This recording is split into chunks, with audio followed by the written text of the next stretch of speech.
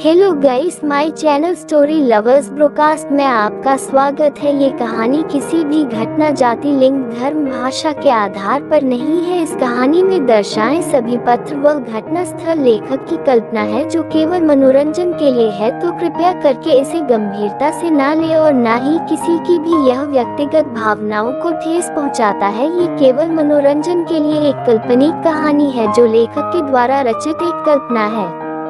Chapter थी अबीरा और आदित्य की किस। चलिए शुरू करते हैं।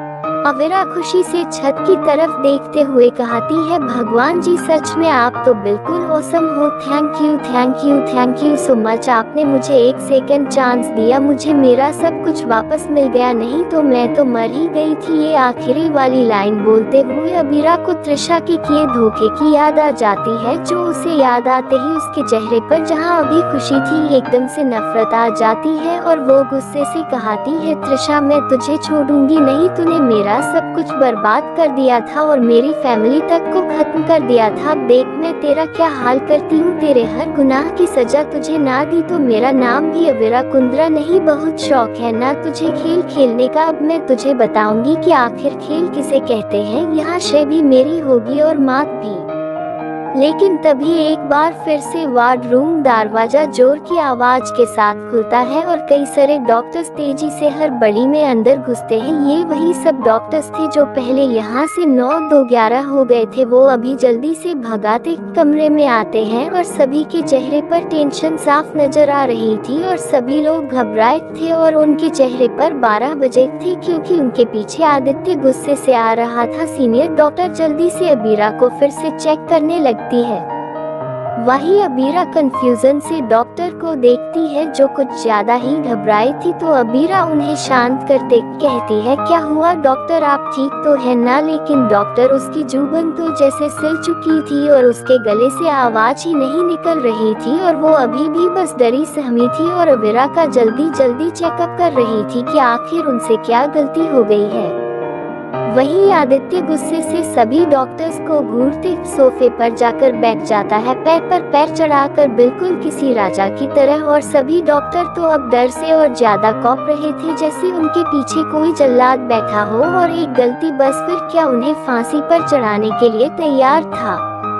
अबीरा सभी डॉक्टर्स की हालात देख समझ सकती थी कि उन सब की अभी क्या हालात है, क्योंकि वो खुद आदित्य के गुस्से को कई बार झेल चुकी थी और वो याद करने की कोशिश करती है कि आखिर इस समय क्या हुआ था कि वो यहाँ हॉस्पिटल में है और आदित्य गुस्से में। और ऐसे ही कुछ देर अबीरा अपने दिमाग पर जोर डालती है और उसे याद आ जाता है क्योंकि आदित्य ने उसे बताया था कि वो 5वीं बार भागी थी। ये याद आते ही वो पीछे का रीजन सोचकर ही बुरी तरह से अबीरा ब्रश करने लगती है और उसके पेट में तितलियां उड़ने लगती हैं और वो मन ही मन शाय फील करते कहती है, इस पति परमेश्वर को कुछ आए ना आए ये काम बहुत अच्छे से आता है और जबरदस्ती करने में तो इसने PhD हासिल की है।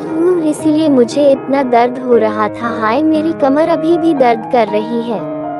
वही डॉक्टर अबीरा का पूरा चेकअप कर लेती है लेकिन उसे अभी भी सब कुछ नॉर्मल ही मिलता है। उसे समझ नहीं आ रहा था कि आखिर वो आदित्य राणा को क्या जवाब दे, क्योंकि वो तो कह रहा था कि उसकी बीवी का दिमागी संतुलन हिल गया है, लेकिन वो तो बिल्कुल नॉर्मल थी, बस वही प्रॉब्लम थी। इसीलिए अब बेचारी डॉक्टर भी मन ही मन भगवान को याद कर रही थी कि वो इस डॉक्टर्स के पेशे में भला आए ही क्यों ना वो डॉक्टर बनती और ना ही उसकी यह हालात होती। वही आदित्य बस डॉक्टर के आगे के रिजल्ट का इंतजार कर रहा था कि आखिर उसकी बीवी को हुआ क्या है और वो ऐसी बाकी बातें क्यों कर रही है। वही अबीरा भी सभी डॉक्टर्स के उड़े हुए चेहरे देख समझ रही थी कि बेचारों की अंदर से क्या हालात होगी। वही डॉक्टर्स भी डरे थे कि अगर पहले वाला ही जवाब उन्होंने दोबारा से आदित्य को दिया तो वो तो उन्हें बिना कुछ सोचे समझे सीधे सूली पर ही चढ़ा देगा और अगर उन्होंने उसे झूठ बोला तब तो बाद में पता चलने के बाद वो न जाने उनके साथ क्या ही करेगा। इसीलिए वो लोग झूठ भी नहीं बोल सकते थे। वो लोग आपस में डिस्कस करते है कि आखिर किसे आगे भेजकर बलि का बकरा बनाए, क्योंकि कोई भी आदित्य राणा के आगे जाने को तैयार नहीं था। वही अबीरा तो उन सभी डॉक्टर्स के बीच में से अपना सर इधर से उधर करके आदित्य को ही देख रही थी, जो गुस्से में भी बहुत ज्यादा ही हैंडसम लग रहा था।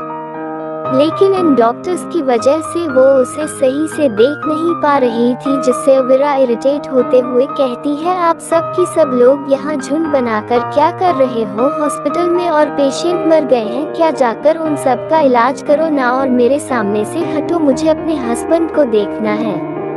तो सभी डॉक्टर्स अब अवीरा को देखने लगते हैं कि कहाँ वो सब उस जल्लाद से डर कर बुरी तरह से कौप रहे हैं और इसे देखो, इसे तो उसे देखने की पड़ी है। लेकिन तभी अवीरा सभी डॉक्टर्स की तरफ देख अपनी एक आंख दबा देती है और दरवाजे की तरफ इशारा करती है, मनो कहना चाहती हूँ आप लोग यहाँ से निकलो और मजे करो, मैं इसे संभाल लूंगी। तो सभी डॉक्टर्स भी समझ जाते हैं कि इस जल्लाद की बीवी उन्हें उससे बचा रही है और उनका रास्ता साफ कर रही है यहाँ से निकलने के लिए। अवीरा अपने चेहरे पर गुस्से वाले एक्सप्रेशन लाते तेज आवाज में कहती है, क्या हुआ? आप लोगों को सुनाई नहीं दे रहा? निकलो अभी के अभी यहाँ से। और डिस्चार्ज पेपर्स का क्या हुआ? तो डॉक्टर भी थोड़ा परेशानी के साथ कहते हैं, मेमो हो गया, बस आप आराम करिए, कोई प्रॉब्लम होगी तो बता दीजिएगा। ये बोलकर वो सबके सब 100 की स्पीड में एक साथ वहाँ से रफू चक्कर हो जाते हैं। वही आदित्य तो बस देखता रह जाता है और सारे डॉक्टर वहां से हवा की तरह गायब हो जाते हैं और उन्होंने उसे बताया भी नहीं कि आखिर अवीरा के दिमाग में प्रॉब्लम क्या है जो वो बावली बनी बैठी है।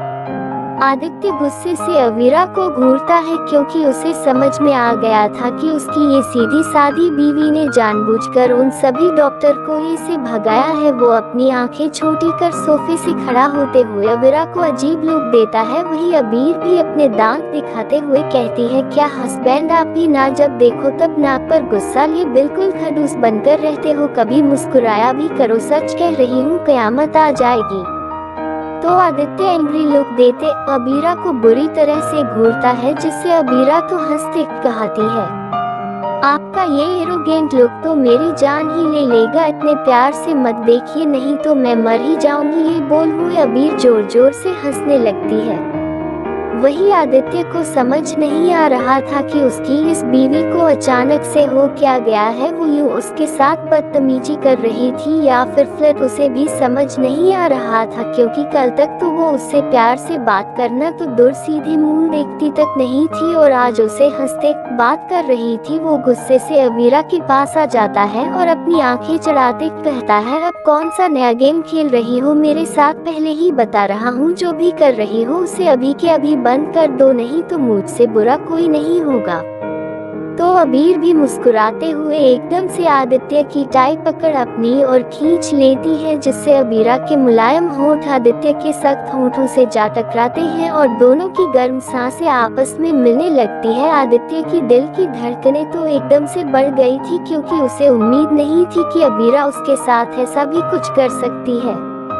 लेकिन तभी आदित्य को फील होता है कि अवीरा अपनी आंखें बंद कर आदित्य के होठों को चूमने के साथ साथ बाइट भी कर रही थी, क्योंकि उसे सही से किस करना नहीं आ रहा था। लेकिन आदित्य की आंखें अपने आप ही बंद हो जाती है और वो अवीरा की इस नाइल किस को बहुत ही पैशन के साथ फील कर एंजॉय कर रहा था, क्योंकि पहली बार अवीरा उसकी और अपना पहला कदम बढ़ा रही थी। नहीं तो हमेशा ही आदित्य इन सब चीजों के लिए अवीरा को फोर्स करता था, जिससे उन दोनों में सिर्फ अनबन और लड़ाई झगड़े ही होते थे, जिसे कभी कभी तो आदित्य गुस्से में अपनी हदें पर कर देता था और अवीरा के साथ जबरदस्ती पर भी उतर आता था, जिसका नतीजा अभी अवीरा हॉस्पिटल में भुगत रही थी।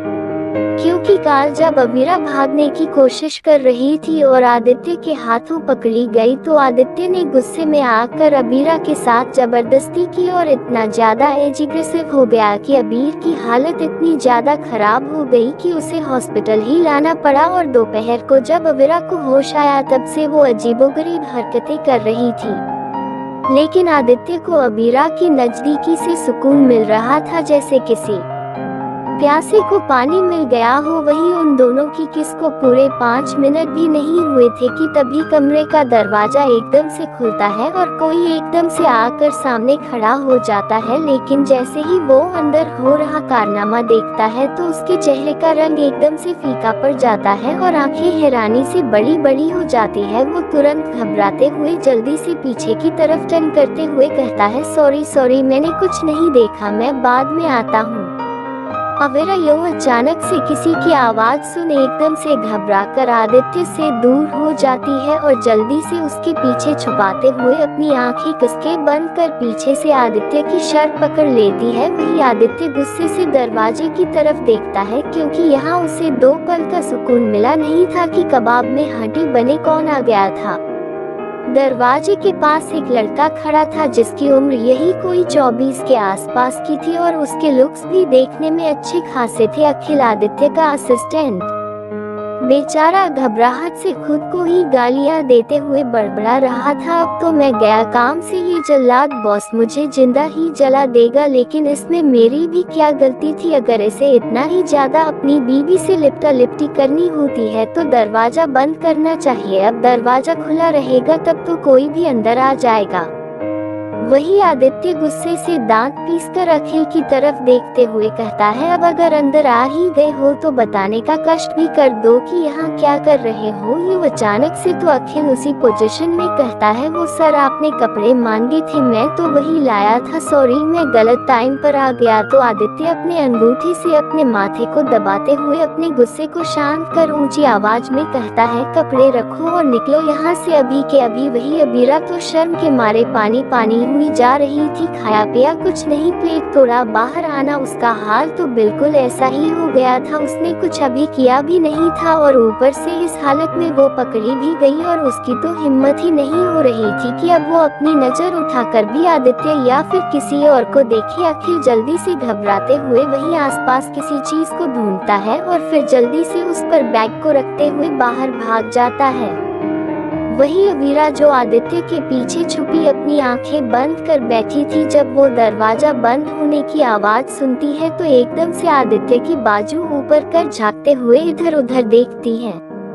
तो आदित्य एकदम से अवीरा की मुंडी को पकड़ते हुए कहता है, ये क्या कर रही हो? तो अवीरा हल्का मुस्कुराते हुए कहती है, कुछ नहीं हस्बैंड, और फिर जल्दी से बैग से उतरते हुए कपड़े लेने के लिए जाती है और बैग उठाकर कपड़े देखने लगती है। तो आदित्य घूरते हुए अवीरा को देखने लगता है जिसे उससे ज्यादा कपड़ों की पड़ी थी। वही अवीरा कपड़े देखते हुए कहती है, वैसे कुछ भी कहो हस्बैंड, तुम्हें मेरा साइज बहुत अच्छे से पता है। और फिर मुस्कुराते हुए आदित्य की तरफ देखती है जिसके चेहरे पर अभी भी कोई एक्सप्रेशन नहीं था। तो वो मुस्कुराते हुए जल्दी से आदित्य के पास आ जाती है और उसके गाल पर हल्की सी किस करते हुए कहती है, मैं अभी रेडी होकर आए, मेरा इंतजार करना। और फिर जल्दी से वॉशरूम की ओर भाग जाती है। वही आदित्य तो हैरानी से अपने गाल को टच करते हुए अबीरा को ही देखता रह जाता है जो उसके साथ अभी क्या कर गई थी, जिससे अनजाने में ही आदित्य के चेहरे पर हल्की सी मुस्कुराहट आ जाती है, क्योंकि अबीरा का ये बदला हुआ रूप उसे काफी अच्छा लग रहा था। लेकिन वो अपने चेहरे के भाव से बिल्कुल भी जाहिर नहीं होने दे रहा था। वही अबीरा ड्रेस पहनकर बाहर आ जाती है और आदित्य के सामने खड़ी होते हुए कहती है, कैसी लग रही हूँ? तो आदित्य एक नजर अबीरा को देखता है तो मानो एक पल के लिए उसकी नजर अबीरा पर ठहर सी जाती है, क्योंकि इस ड्रेस में अबीरा बहुत ही ज्यादा सुंदर लग रही थी। ब्लू कलर उस पर काफी खिल रहा था। लेकिन आदित्य अपने चेहरे के भाव जल्दी से नॉर्मल करते हुए कठोर लहजे के साथ कहता है, मैं बाहर तुम्हारा वेट कर रहा हूँ, जल्दी आओ। ये बोलकर आदित्य तेज कदमों से बाहर की ओर चला जाता है, क्योंकि उसकी दिल की धड़कनें तो एक पल के लिए मानो रुक सी गई थी, पर अब उसके दिल की धड़कनें इतनी तेज चल रही थी जैसे दिल सीने से बाहर ही निकल जाएगा। वही अबीरा आदित्य को इस तरह तेज कदमों से बाहर जाता देख अजीब सा मुंह बनाते हुए कहती है, जरा सी तारीफ करने में भी जान जा रही है इसकी, इतना भी नहीं बोल पाया कि अच्छी लग रही हूँ, बाहर वेट कर रहा हूँ तुम्हारा हूँ। लेकिन फिर मुस्कुराते हुए खुद से ही कहती है, ये मेरा आंखों पति परमेश्वर भी ना सच में बहुत ज्यादा ही सख्त है, बिल्कुल नारियल की तरह बाहर से कठोर और अंदर से नर्म नर्म। आखिर 2 सालों तक इसके साथ रहकर भी मुझे क्यों नहीं पता चला पिछली जिंदगी में कि इतना ज्यादा प्यार भी हो सकता है। मना थोड़ा गुस्सा करता है और कभी कभी कुछ ज्यादा ही, लेकिन प्यार भी इतना कि बताया नहीं जा सकता। लेकिन बताने में इसकी सांसें अटकाती है। पता नहीं मेरी किस्मत में कैसे भगवान ने इसे लिख दिया, लेकिन अब लिख दिया है तो इसको ही सहना पड़ेगा। और साथ ही इसके दिल में अपने लिए प्यार के फूल के साथ साथ भरोसे का बीज भी लगाना पड़ेगा, नहीं तो ये मुझे कच्चा ही खा जाएगा, क्योंकि स्वीट तो बहुत कम ही है बल्कि ड्रिबल सबसे ज्यादा है। कोई नहीं, देर से ही सही पर मुझे समझ तो आया ना कि कैसे अपने प्यारे पति परमेश्वर को अपने काबू में लेना है। आखिर अब मैं सिखाऊंगी कि प्यार की गिनती कैसे गिनी जाती है। मेरे प्यारे पति परमेश्वर और मेरे दुश्मनों, तुम्हें तो उल्टी गिनती गिनना सिखाऊंगी। ये बोलते हुए अबीर के चेहरे पर भाव बिल्कुल कठोर हो जाते हैं और उसकी आंखें हल्की हल्की लाल होने लगती है और वो गुस्से से एटीट्यूड के साथ अपनी गर्दन हल्की टेढ़ी करते हुए कहती है, Trisha you are back, time for stop now. और फिर फुल एटीट्यूड के साथ वो बाहर जाने लगती है।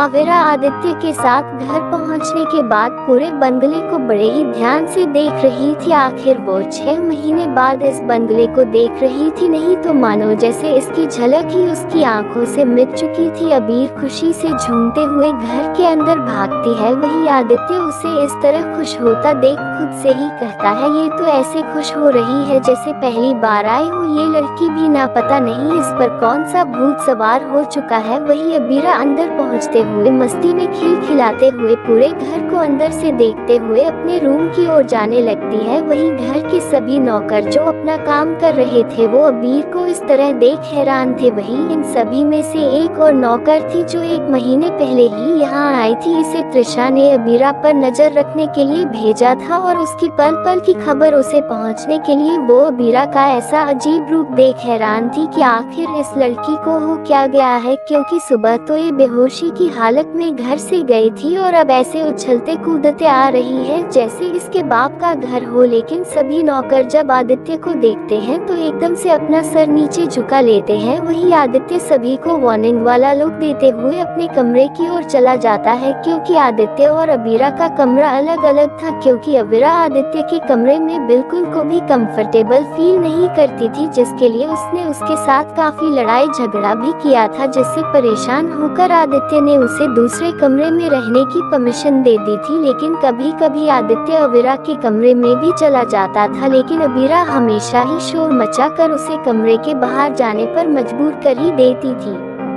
रात को डाइनिंग टेबल पर अवीरा और आदित्य दोनों डिनर कर रहे थे। आदित्य तो हमेशा की तरह ही अपने चेहरे पर बिना किसी भाव के अपना हेल्दी फूड खा रहा था। वही आज अवीरा को खाने में दलिया दिया गया था, जिसे देख अवीरा का मुंह बना हुआ था, लेकिन वो कुछ कह भी नहीं सकती थी। वो बस मासूमियत से कभी अपने खाने को देखती तो कभी आदित्य को, जो आराम से अपना खाना खा रहा था। अवीरा का मुंह बना हुआ था, लेकिन फिर भी वो दलिया को खाने लगती है, क्योंकि अवीरा बहुत अच्छे से जानती थी आदित्य को खाने की टेबल पर बिल्कुल भी तमाशा पसंद नहीं, और कोई खाने को देखकर मुंह बनाए वो तो उसे बिल्कुल भी गवारा नहीं था। इसीलिए अवीरा मन मार कर दलिया खा लेती है, क्योंकि वो आदित्य को गुस्सा दिलाकर अपने गले एक नई पनिशमेंट नहीं बंधनी थी, और अपने रूम में चली जाती है। वही आदित्य भी खाना खाने के बाद स्टडी रूम में कुछ देर काम करता है और फिर अपने कमरे में चला जाता है, क्योंकि आज वो पूरा दिन हॉस्पिटल में ही था अवीरा के पास।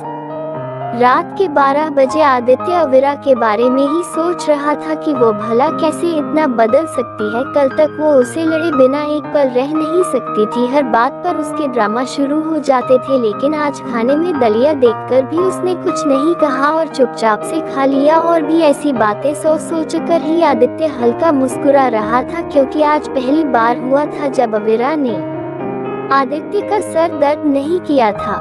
लेकिन आज तो अवीरा उसके साथ बहुत ही अजीब बिहेव कर रही थी। यूँ अचानक से उसके करीब आ गई और उसे छेड़ भी रही थी, और आज तक उसने उसे कभी हस्बैंड नहीं कहा था, और हॉस्पिटल में हस्बैंड ही कर रही थी। आदित्य को ये बात हजम नहीं हो रही थी कि कोई इंसान इतना कैसे बदल सकता है, कि तभी उसे अपने कमरे का दरवाजा खुलने की आवाज आती है, जिससे आदित्य एकदम से अलर्ट मोड में आ जाता है। वही कोई दबे कदमों से आदित्य की ओर बढ़ रहा था।